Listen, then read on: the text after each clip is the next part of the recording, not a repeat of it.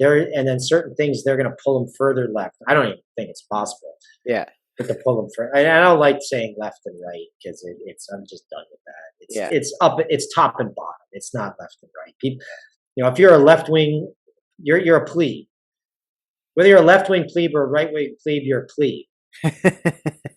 Yeah. And it's the people at the top making you look at the fellow plebes rather than looking at the top. Yeah. I think the most significant piece of literature that people can be reading right now is What is the Third Estate before the French Revolution. Sorry, refresh me on that. What is that? What is the Third Estate? Yeah. So prior to the French Revolution, there was the first. The government was run by the first, second, and third estates. Okay. In order for things to pass, you had to have 2 out of the 3 estates to pass something.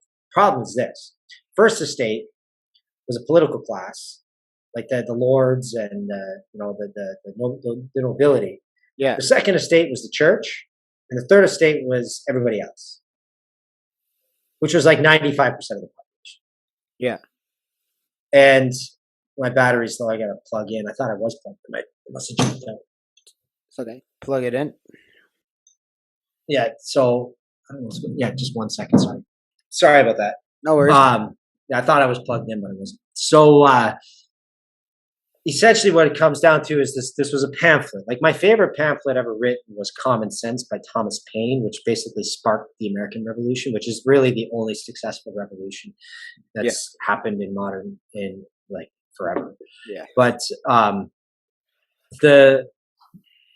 What is the Third Estate sparked the French Revolution. So they made them realize that essentially the theme was, what is the Third Estate? The Third Estate is everything. Screw these guys.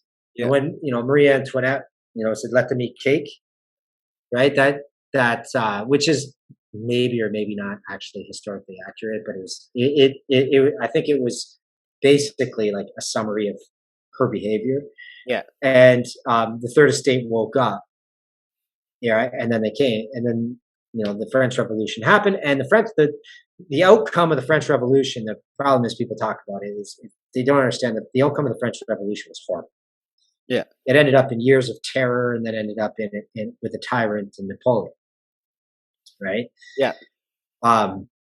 However, that's what ended up happening. So, like when you're a plebe and you think you're and the worst is those left-wing plebes, right? Those left-wing plebes are like, you don't think like me, you're a bad person because you don't think like those ones. That bugs that form of thought. It really annoys me because that form of plebe is just irritating. Yeah, and it's such a shitty way of living, in my opinion. Like it's if that's how do you even progress as a human being? Trying to get the right word, like mentally, like how do you even achieve enlighten? Like I go through life so that I can get to one day where I'm enlightened, where I've achieved everything I want to achieve, and I have my kids go off and all that, and I can sit back and relax and enjoy life. But that frame of mind that those people have, there's no way you can end up in that spot where you can be 70, 80, 90 years old and just be happy with that frame of mind, because you're going to take that throughout your whole entire life, and you're going to be 90 years old and you're going to still be thinking the same thing, and that you're going to be so fucked in the head by the time you're, like that frame of mindset must be a stressful thing, in my opinion. It must be a stressful life to lead that frame of mind.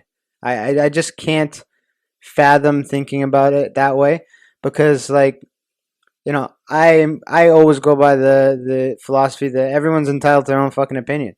We don't have to agree on anything, and that's kind of what a democracy is. And I can still be your friend. We just don't have to agree, right? We agree to disagree, and we move on.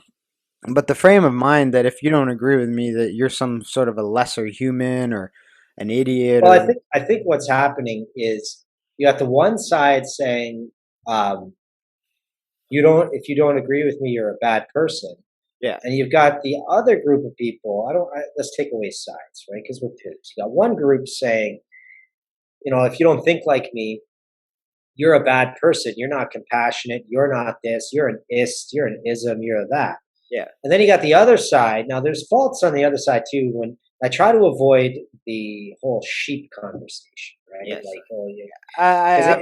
When it gets to that, yeah, when it gets to that point, like there's you've just hit a wall. You're not changing hearts and minds. You're not helping anybody, Yeah. right? But the thing is, you got the other side saying like, just leave me alone, Yeah, that's my side. right? And you can't. You, I'm sorry, like I'm on the leave me alone, group of people like that. It's like as a human, I have faith that other humans are genuinely good. Yeah, same with me. Yeah. Right. One of the things that people who are watching this, if you want to look up a classic Enjoyed that debate, clip, please head on over to the link below to my YouTube page and watch the rest of the podcast.